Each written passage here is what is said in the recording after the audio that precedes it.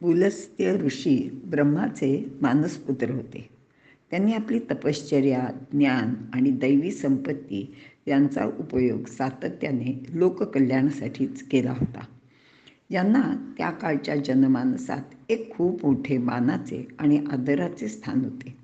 यांची हकीकत थोडक्यात अशी आहे. यांना अनेक पत्नी होत्या. त्यामध्ये दक्षकन्या, संध्या, प्रचिती आणि कर्दम ऋषींची कन्या हविर्भू यांचा प्रामुख्याने उल्लेख आढळतो. त्यांच्या हविर्भू या पत्नीपासून त्यांना विश्रवा नावाचा पुत्र झाला. तो कुबेर व रावण यांचा पिता होता. पुलस्त्य ऋषी हे योगविद्येचे आचार्य होते. यांनी नारद ऋषींना वामन पुराण सांगितले होते.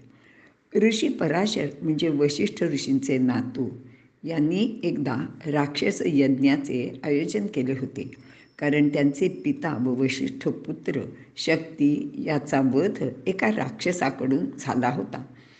म्हणून सर्व राक्षसांना नष्ट करण्यासाठी त्यांनी या यज्ञाचे आयोजन केले होते.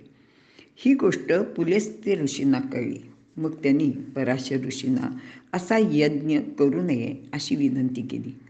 पुलस्त्य ऋषींची महानता, तपस्सामर्थ्य लक्षात घेऊन पराशरांनी आपण आयोजलेले राक्षस यज्ञ किंवा राक्षस सत्र थांबवले.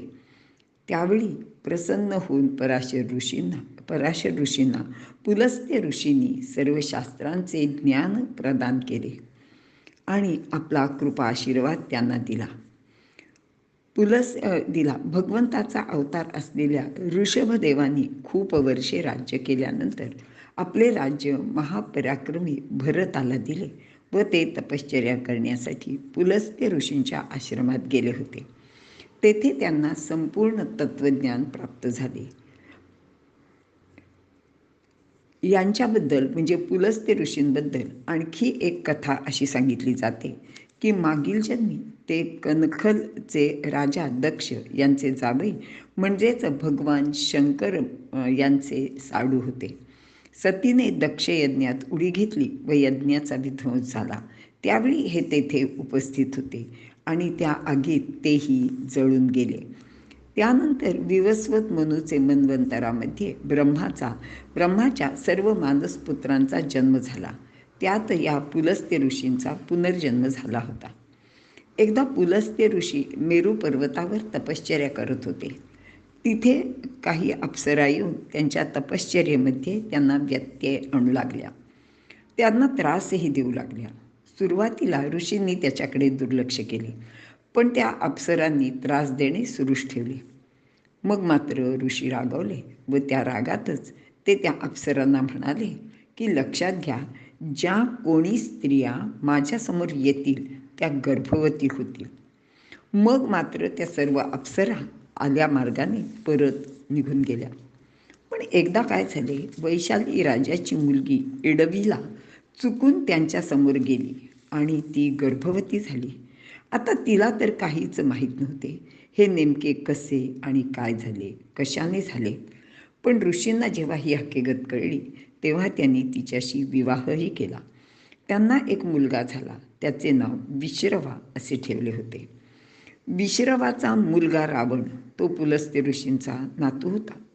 पुलस्त्य ऋषीने भगवान शंकरांना विनंती करून लंकेमध्ये तपासाठी एक निवांत जागेची मागणी केली होती. तेव्हा तिथे महिदंत नावाचा राजा राज्य करीत होता. त्यांनी याच्या तपासाठी सुयोग्य जागा त्यांना उपलब्ध करून दिली. ब्रह्माचे आज्ञेवरून यांनी भीष्मांनाही ज्ञान दिल्याचे सांगितले जाते.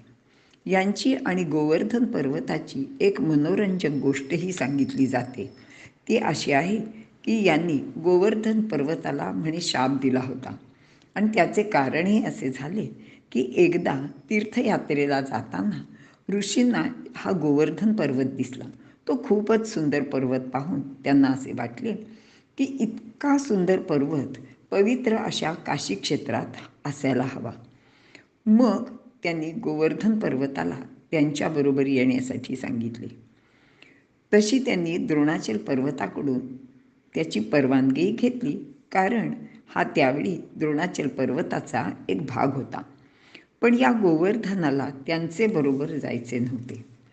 मग त्यांनी ऋषींबरोबर जाण्यापूर्वी त्यांना सुद्धा एक अट घातली आणि तो म्हणाला की तुम्ही ज्या ठिकाणी मला तुमच्या हातातून खाली म्हणजे पृथ्वीवर ठेवाल तेथून मी पुन्हा उठणार नाही, यत्किंचितही हलणारही नाही.